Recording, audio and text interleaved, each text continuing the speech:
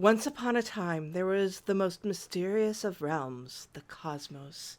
But venturing deep was the brave vessel Enterprise, its arduous journey to find the most peculiar of kingdoms, to ally with peoples unknown and learn of their lands, to live happily where no one has lived happily before.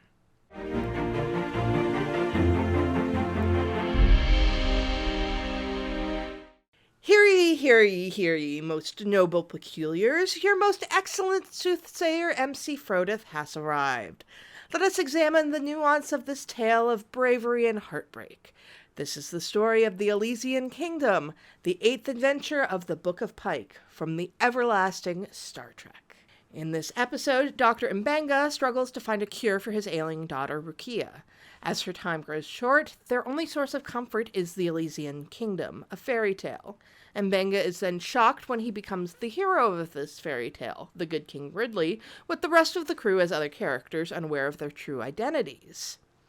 This brings us to the theme of good against evil, how good will always prevail, how evil is bred into those who are cowardly or ambitious, how evil is a complement for good, two sides of the same coin.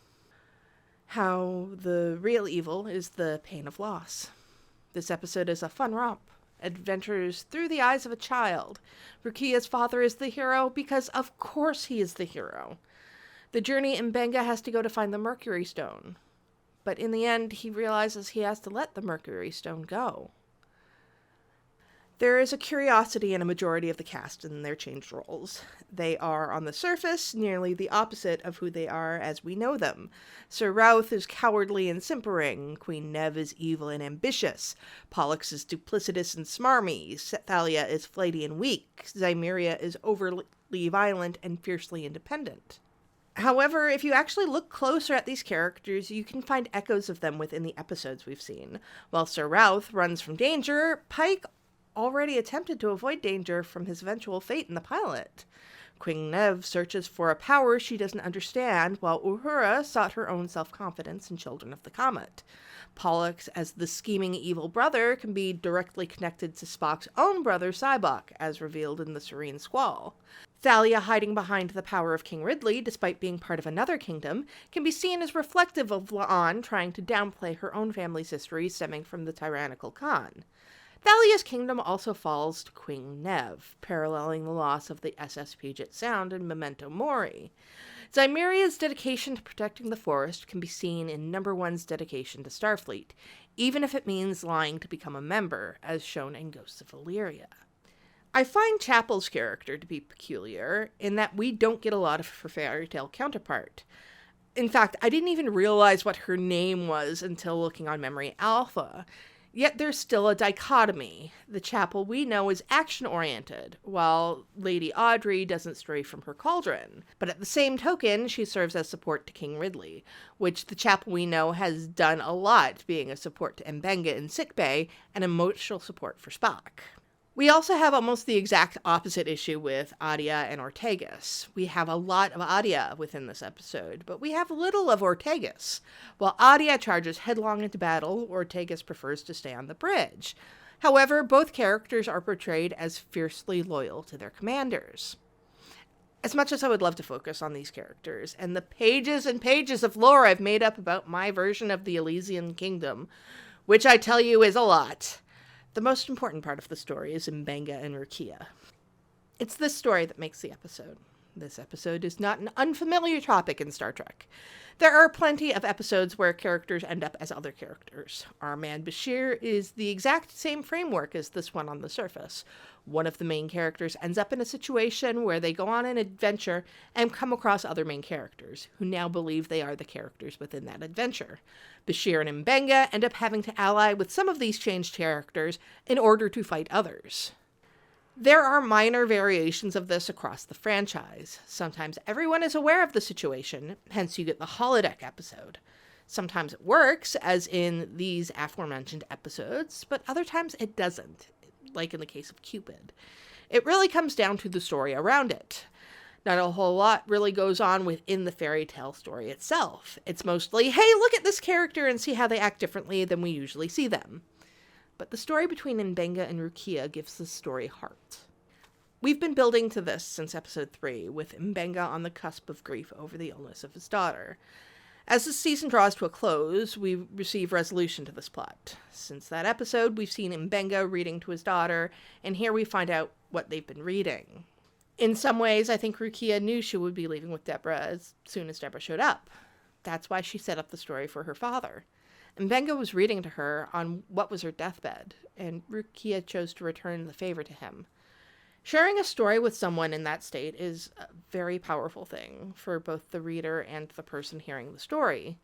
It's one of the reasons why, even with all of the problematic things J.K. Rowling has done, I will hold Prisoner of Azkaban within my heart, as I read that story to my mother on her deathbed. So the story is imbued with the love I have for her. Rukia wanted to give her father a gift. That's why the first question she asks upon seeing him is if he had fun.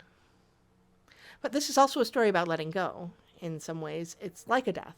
Mbenga has worked for quite a long time to cure Rukia, and now he finds out the only way to truly cure her is to let her go somewhere he can never see her again. Her body does in fact die. It's her consciousness that will live on with Deborah. She ascends to a higher plane of existence. So is that really much different than if Rukia had just died? But her consciousness lives on, and Mbenga is able to see Rukia as a grown woman, thanking him for letting her make the choice to go. So it also becomes a metaphor for a father letting his daughter go, live on with her life.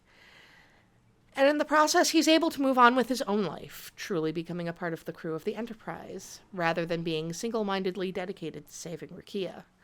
I think that this is why we don't find out his first name until after Rukia has ascended. And Mbenga is ready to find himself now that he's able to let go of the need to save Rukia's life. Over this season, I've talked a lot about grief and loss. This episode certainly has that. But it also has the second part I talked about, the making of new connections. Mbenga is able to put his trust in Hemmer, something we hadn't seen before this episode.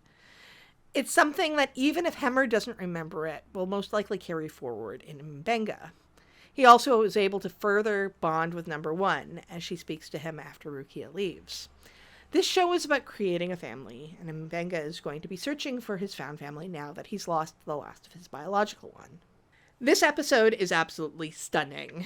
No other episode this season has made me run such a gamut of emotions, laughing until my side split one moment and openly weeping another. There's always something special about these episodes where characters act as other characters. They stand out because of that slight change. When it works, and this episode definitely does. The production value on this episode is stellar, with both the costumes and the sets beautifully transformed.